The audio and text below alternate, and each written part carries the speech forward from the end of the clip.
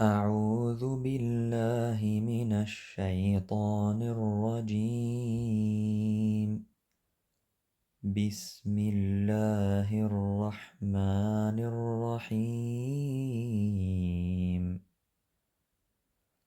ألم تر كيف فعل ربك بأصحاب الفيل؟ ألم يجعل كيدهم في تضليل وأرسل عليهم طيرا أبابيل ترميهم بحجارة من سجيل